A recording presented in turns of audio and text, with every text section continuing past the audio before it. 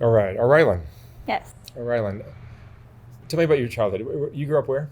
I grew up in a small town called Seadrift, Texas. I was born in a smaller town called Victoria, Texas, and population like less than 2,000 people, just about. Moved to Corpus Christi when I was a little bit older. And yeah, that brings me, I live in Houston, Texas currently though. Okay. And tell me about your family. So family, I grew up with all my family. Most people look at me and they believe I was abandoned. I don't have any family or I'm not loved or anything.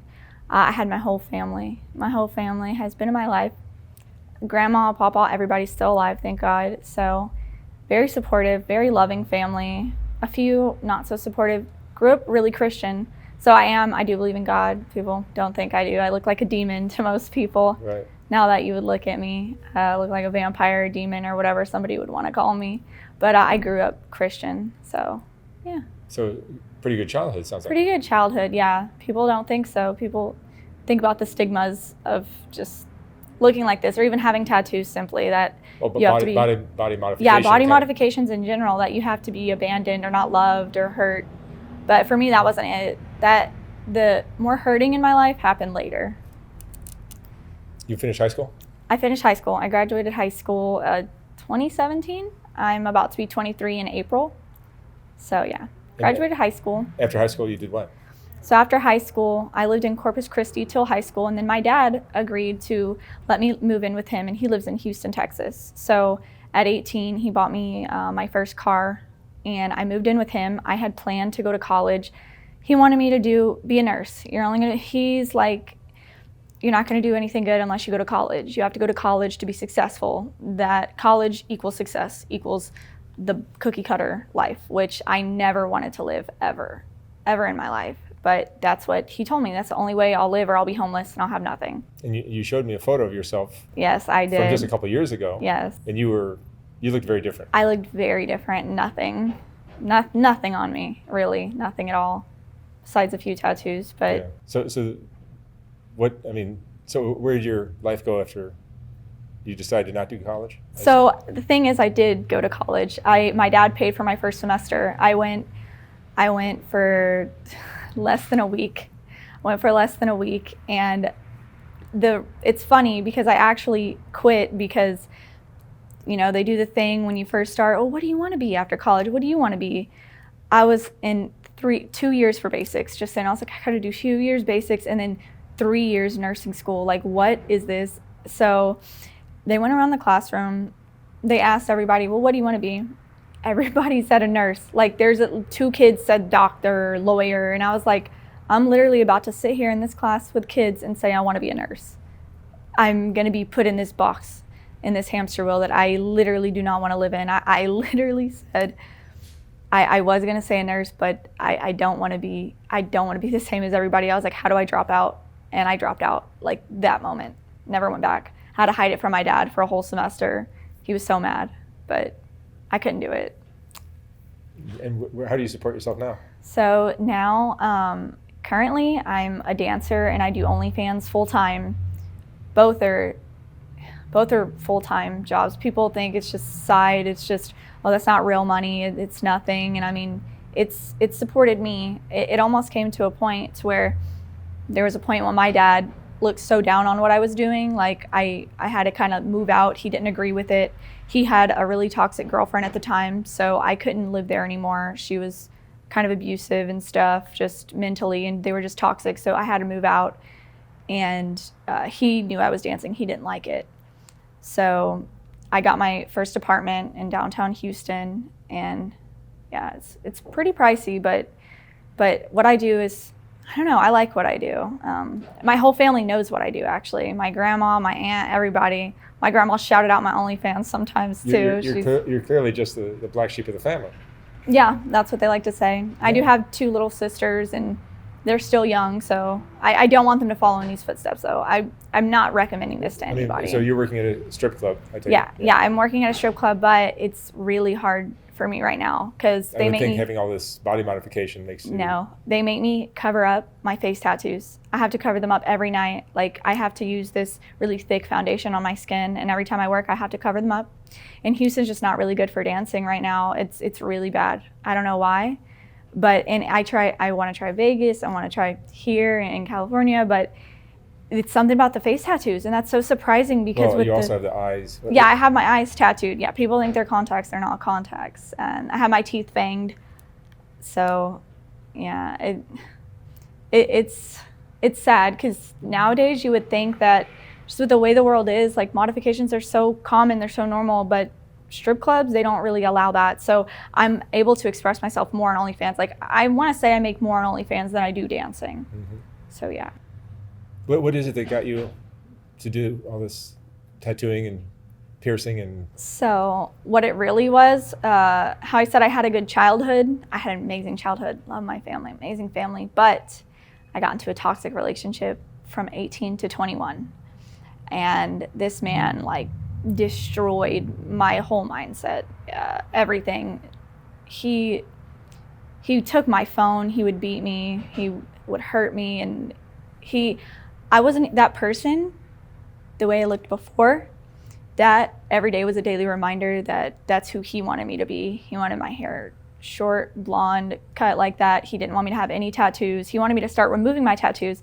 Believe it or not, he made me get his name tattooed, but I cut it out. But he said he would leave me if I didn't tattoo his name, and then I did it, and then he said it was a test, you're so stupid, and then he made me cover it up. So yeah, and then he was trying to make me start getting them removed, and then eventually I had a nanny job. That's what I was doing from 18 to 21. And then after 21, I started doing OnlyFans. Right on my 21st birthday, I went to the strip club, and then I started dancing, and then OnlyFans. But before that, I was a nanny. I was a nanny to 2 families. I made less than like $400 a week from my 2 jobs. I was giving all my money to him for no reason. He had 2 kids. He said it was for his kids, but slowly, a year or 2 added up, he had taken over $10,000 from me. And I couldn't take it anymore. I went to my breaking point. He broke my phone. I had nothing. My dad told me, you have to move out if you're gonna be with him. And I hit my breaking point to where I had to leave him. And then after that, I got into the dancing and then it kind of just blew up from there, and I was able to support myself. But do you think all this modification you've done is a reaction to that relationship, or is it something you just always had in you? I want to say it's almost, I've always had it in me. I always said since I was a kid I would want to be tattooed. I always wanted to be, but I didn't know what that meant to me. I didn't know I was going to do this to my face. Interestingly enough, I want to say I really did my face after my own father, his business kind of crashed a little bit. Love him to death, but his business crashed a little bit, and he had to borrow money from me. And at first I was like, wow, you need to borrow money from the daughter you said will never be nothing, will never be anything, the way I look, ugly, trashy. And after that, I was kind of like, society doesn't mean, you don't have to go to college to win in life. You don't. They want you to think that in school, but you don't. But I don't knock college. Anybody that wants to go to school. But after that, I was like, I'm going to express myself however I want. And after that, I started loving myself so much after I did this. Really? Yeah. There was no self-love before. I really hated myself the way I used to look. And I would, why I did my eyes, almost the reason, I would look in my eyes and I would see my ex. I would just see what he wanted me to be, and I didn't even want to look at my own eyes anymore. I just wanted them like gone in a way. And I discovered eyeball tattooing, eyeball injections. It's very dangerous, but if you get it done by the right person, it's pretty nice. It doesn't really hurt or anything. You're talking about the eyes? Yeah, the eyes. There's really no pain in it. It's very expensive. And it's permanent? It's permanent. It's forever. It's going to last the rest of my life. You can't even get it removed like the ones on your face. If you wanted to, you could get them removed. Yeah, if I wanted to get my face tattoos removed, I definitely could. But the eyes are... The eyes, they're forever. Wow. Can't change them at all. Interesting decisions you've made. Interesting, yeah. People always ask, will I regret it? It's one of the biggest asked questions. Why regret it? Why regret it when I'm older? The thing is, I don't want to be cliche, but I don't live life thinking I'm going to regret things, because you only live once, and I don't personally want to live my life looking like everybody else on the street. I don't want to look like that. I want someone to look at me and question me. Why does she have that butterfly in her head? Why does she do this? It's healthy to ask questions, but if I'm just someone that's just, you just pass by on the road, I don't want to live life like that. Would you describe the other parts of your life as fairly conventional, or are you nonconformist across the board? Meaning like? I mean, like the kind of relationships you have, the lifestyle, you know, where you live, the lifestyle you lead. So I want to say I feel like I live like a fairly boring life. I have no drugs. No drugs involved in my life. I did synthetic marijuana one time when I was 14 years old. I had a seizure, and I had to go to the doctor, and they diagnosed me with bipolar depression, PTSD, anxiety disorder. They wanted to put me on medications. I took medications when I was 16, but they made my body hot and it scared me. So after that, I never took any medication again. So. And do you have bouts with depression, anxiety, anything? Every day. To this day, I still have chronic depression, anxiety, but I just live with it. I have my cats. They help so much. I don't look towards drugs or alcohol because my mom and my dad were both alcoholics. My dad had like 5 DWIs, bless his heart, but he owns a business now. He's great. My mom, she's in a wheelchair now, actually. She got really sick 2 years ago and she lost her legs, and it got her off the alcohol really. So she doesn't really drink anymore, but I told myself I didn't want to end up like that ever. And just, I couldn't become an alcoholic or a drug addict. So people wouldn't think, but I'm pretty straight edge. And as far as relationships, I kind of like swore off relationships now. The last 2 I was in, one took $10,000 from me, the other wanted money from me, or they didn't want to be with me anymore because they think I got it like that, and that's not what you should be like in a relationship. So are you happier now than you were before you did all this stuff? Definitely 100% more happier, but depression doesn't care if you change your looks. It doesn't care if you have money. It doesn't care where you live. It'll follow you as long as it wants to. So it's a battle, but I have my little baby cats, so. Do you have any regrets in your life? You're how old are you? You're 22? 22. So regrets, oh my gosh. I want to say it was, you know, it's almost like I can't say I regret anything because I wouldn't be where I'm at. I would not be where I'm at right now. Do I regret maybe smoking fake weed when I was 14 and getting all these symptoms from it and being diagnosed with all this traumatic stuff? Yes, but I wouldn't be where I am in my life if I didn't do everything I've done up to now. And I believe where I'm at is the best place I can be in my life right now. And you wouldn't consider all these things you're doing as self-destructive? Many people would watch this video and say, oh, yes, this girl's self-destructive. Yes, they would say that. No, people say it's self-destructive. They say you don't love yourself. And they say, what happens when you get older? And I'm like, what do you mean? We're all gonna get older. You're gonna have wrinkles, I'm gonna have wrinkles, but I'm gonna look cool and have wrinkles. Like, what you're gonna, you know, it's pure self-love. There's no destruction in this at all. I did this because I love myself, because it's a part of me now. And I'll continue to get tattoos. I'm not done. I'm gonna cover my whole body. Done with my face for sure, but I have many more to get. Is it some kind of, I'm trying to break it down as to what motivates you to do it. Is it a call for like attention or just to be different or so misunderstood? Definitely not a call for attention. It's for myself almost, because to me, tattoos are so painful. They're the most painful things you'll ever get, to me, honestly. It's almost like an accomplishment after I do them. And I just don't like seeing a body that I can see on the street a million times over. I don't want to be copy and pasted in any form of my life. And that's kind of how I feel. Like, we all come out, it might sound dumb to some people, but it's like we all come out looking the same. I don't want to look like that at all. It's been a couple of years now that you've started doing this. Yeah, only 2 years that I've completed basically the whole transformation that I really wanted to complete. Yeah, you've done a lot. Yeah, I did my face like a week ago. I just did the other side of my face like a week ago. I did this about a week ago. And then I just got a little sphinx in my palm like 3 days ago. So sometimes I just wake up and I'm like, I want to tattoo like my tattoo artist. I told her one day, I woke up and I was like, I want you to tattoo my face and I don't care what it is. And she just tattooed this huge sword on my face. So, yeah. How have you changed from the modifications you've done? In what way? I mean, like, I'm sure you get different reactions from people. I'm sure that affects your life in some way. Yes, my grandma I love her to death, but she's so Christian. She's very Christian, and bless her heart. But she. Are you testing the conformity of everyone around you? I imagine Houston must be fairly so interestingly, conservative. Yeah, interestingly, people aren't very open there. I go into some place, someone notices me, someone stares at me for a long time, and I almost like it because I want people to almost be offended. I don't know why, but because it's like, you shouldn't be offended. You shouldn't judge a book by its cover. Actually, I had an instance the other day. I was in a CVS. A woman, she was on the phone with her friend. I was minding my business, I don't even know what I was getting. She was on the phone with her friend, and she said, there is this girl standing right next to me, and she looks like the ugliest demon I've ever seen. Like, this girl looks like a straight up ugly demon. And I said, excuse you? I said, what are you talking about? And she was like, you know you're going to go to hell. Like, why would you do that to yourself? You look like a demon. And I said, ma'am, God says thou shalt not judge. I said, you're going to see hell way before I do. So, like, I love that because you can't judge somebody. You just can't judge them. You really can't.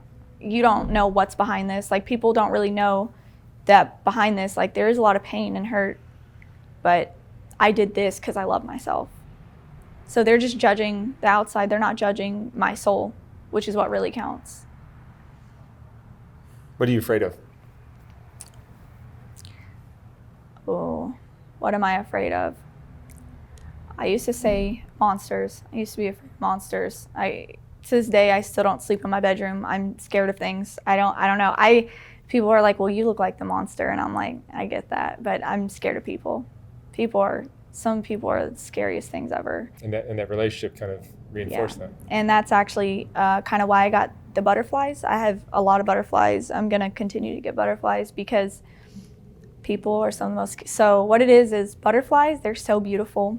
They're so pretty. I love looking at butterflies. We have butterfly museums in Houston. Love those things. But what people don't really know is that their anatomy on the inside, what they really are, they're really gross. They eat vomit, they eat spit, they eat each other after they mate.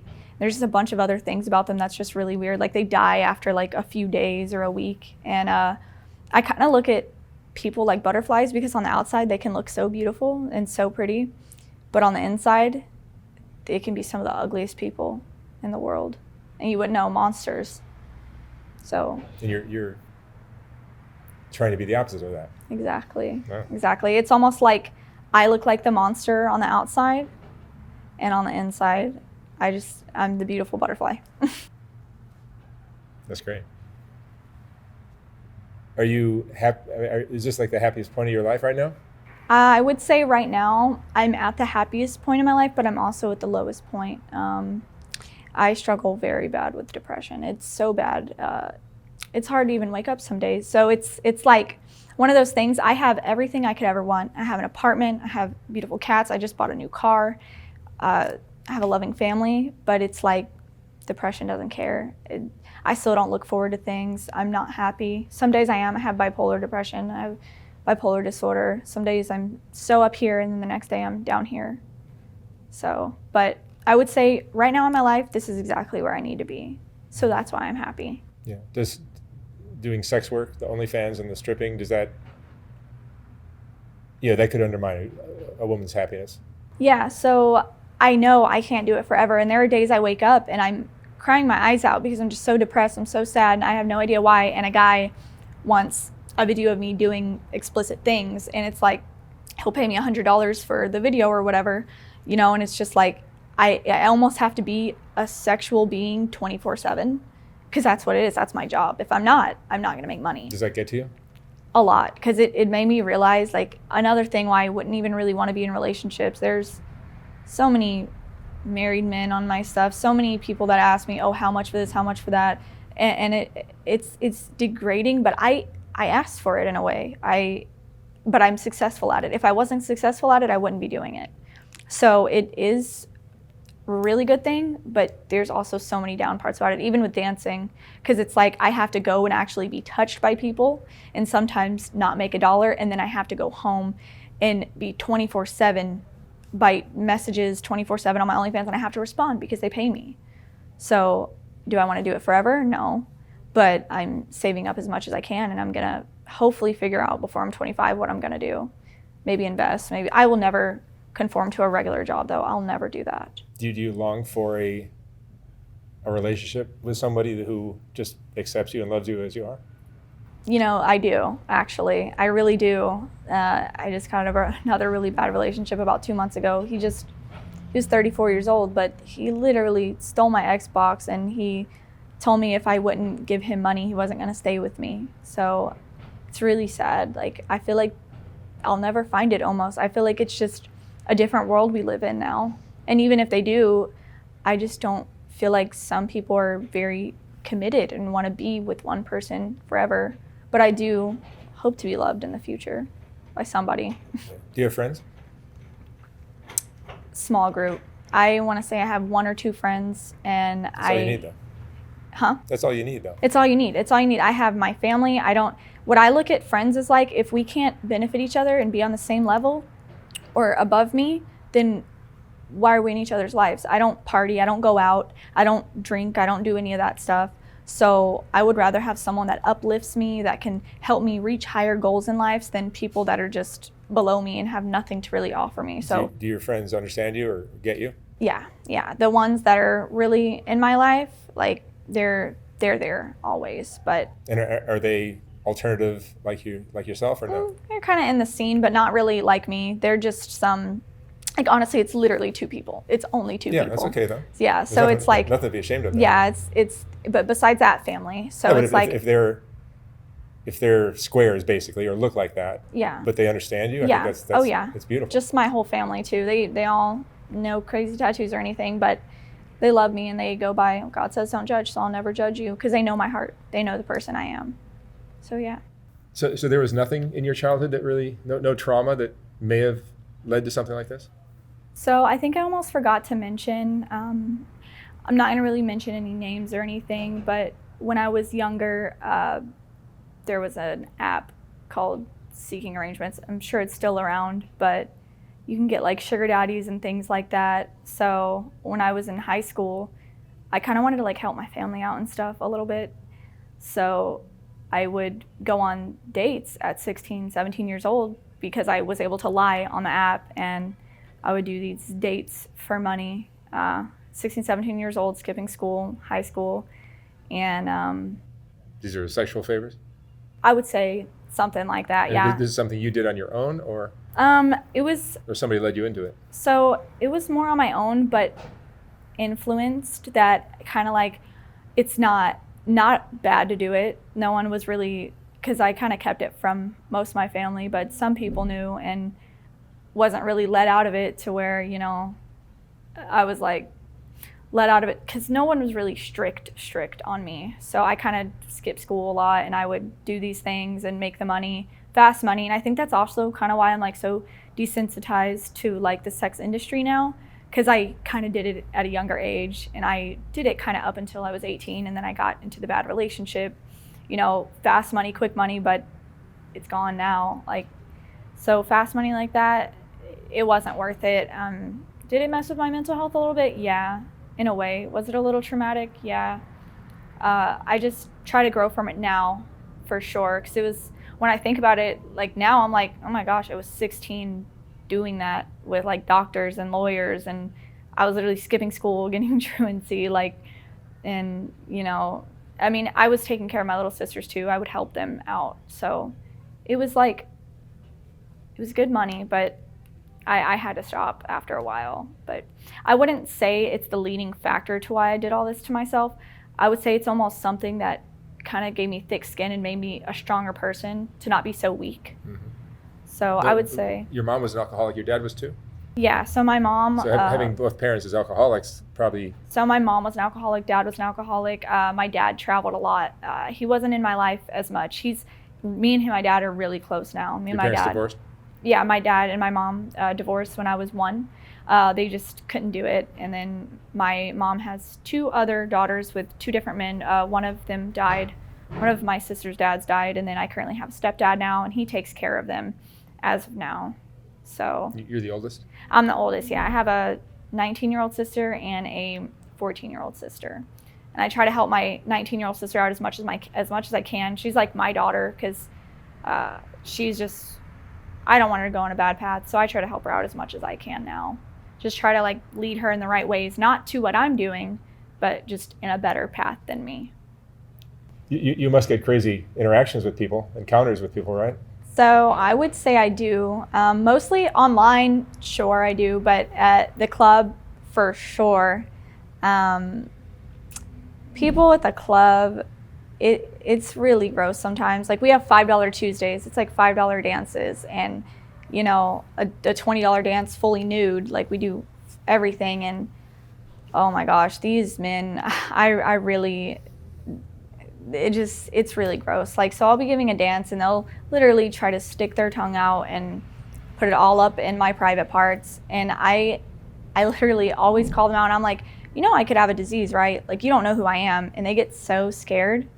And I just think it's so funny. Like these people, and like even when I'm on stage dancing, they will try to straight up stick their fingers all in your crevices. And I'm just like, what? And then I have to still go home and deal with people wanting videos of me like putting multiple things and doing all these crazy things. And it's like, it's a different life. It's a different life because I feel like it's almost like I'm not like this crazy sexual being. Like I'm really not. Like on the inside, I just want love. Like if I was with someone, I really just want love and cuddles. I'm not all about this crazy stuff, but people look at me and think, oh, I'm so extreme. I must love all this insane stuff, but I don't. So I have to fake it like every day. It's acting. I'm a good actor.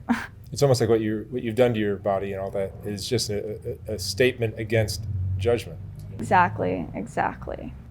And our preconceived ideas about each other. Exactly. That's what it is. What has all this taught you? Everything you're going through, everything you've been through about life. What have you learned? What have I learned? What has this taught me? That one, it's cliche, but don't ever judge somebody. Don't ever judge somebody. Don't ever tell somebody they can't be something. Don't sit there and say, because you look one way, you can't do something, because I've more than proved that I can do anything and be anything, even looking like this. So I say peace and love every day. I say it to everybody. I talk it, I speak it into existence. I don't speak negativity into the world. I don't talk hate on anybody. So I would say we all just need to be kind to one another, and everyone just needs to be nice, because this world can be so cruel. So I would just say, it's all love in this world, and that's what we should all be. Even if I look crazy and like a monster or whatever, I'm all about love. And I think judgment is an interesting thing. It is. Because it, certainly if you read the comments on a lot of the videos on this channel, you can see everyone loves to judge. They seem to be addicted to it. I believe it's an addiction. Yeah, for sure. It's something that somehow it makes us feel better about ourselves, or it's an attempt to make us feel better about ourselves. I had a whole... Or to put someone else down. Yeah, I had a whole TikTok. It got deleted. TikTok is stupid to me, but I had almost 1 million followers on it. Every single day, people were saying, oh, your father must not love you. Oh, your mother must not love you. And I would pull my dad into the video with me, and I'd be like, here's my dad, he loves me. People would say the nastiest things like, oh, you must be forcing your family to do videos with you because they hate you. Like, people have said things to where my grandma is watching those videos and she's crying for me because people are so hateful. And I'm like, for what? Why? Like, are you not happy with yourself? Because I don't care about judgment, because it's just a reflection of them. Yeah, that's how I see it. I have no reason to judge anybody, and I never have, and I never will hate on anybody, because I love myself. I believe that when you're making a judgment about somebody else, it's really a reflection of something about yourself that you don't even understand, you don't even see. It is. It's exactly what it is. There's something about yourself that, like somebody will watch your video or someone else that I interview, and there'll be something about that interviewee that will tick you off. Exactly. And you're going to make a judgment to knock them down or criticize them in some way. But if you really broke all that down, there's something about yourself that you're not looking at. Exactly. That you need to look at. And I look at it at, people get mad at things they don't understand a lot. Or there's something about a person that will remind them of something in themselves that they don't like, so they'll knock that down. Exactly. Criticize it. Exactly. All right, Orylan, thank you so much for talking with me, and I wish you the best of luck with whatever you're doing from here. Thank you so much, Mark. Stay happy. Thank you very much. Bye.